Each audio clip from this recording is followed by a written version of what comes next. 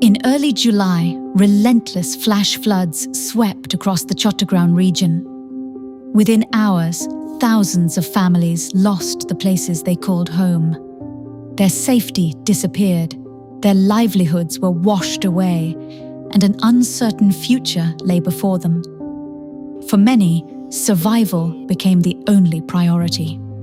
এগুলো তো মনে করেন 91 ঘূর্ণিঝড় গেছে, কিন্তু এরকম পানি আমরা কিন্তু আমাদের জীবন লাভে আমরা দেখি নাই। এখন ঘরবাড়ি ভেঙে গেছে, এখন ঠিক করার জন্য বা জিনিসপাতি মালামাল উদ্ধার করার জন্য প্রস্তুতি নিয়ে আসি। আমরা দুজনে কাজ করতেছি। এখন এই ঘরটা যদি ঠিক করতে যাই ম্যাক্সিমাম 3 থেকে 4 লক্ষ টাকার প্রয়োজন আছে। এই যে বন্যা এই ধরনের আর এই যে বন্যা গিয়ে দেয় কদিন এরকম পানি কেউ না দেখে বলে হর আর আগত যোগ্যই দিতে না দেখে। এখন আর ঘর বাড়ি আর কি সব ডুবো আছিল, এখন কিছু কমি দিয়ে প্রায় 12-13 দিন মতো মানে কি আর গতম বাইরে গিয়ে গেল। When the floodwaters begin to recede, the disaster is far from over.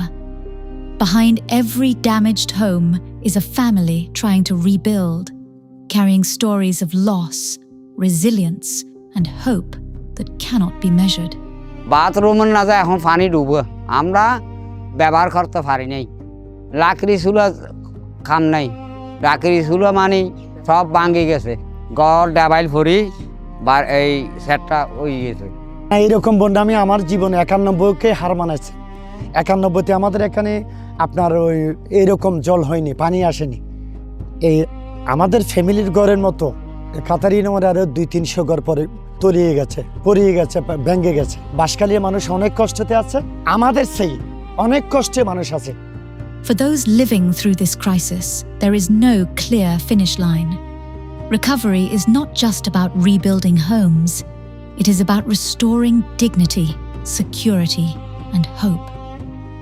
Until that day comes, their voices deserve to be heard, and they should never have to face this journey alone.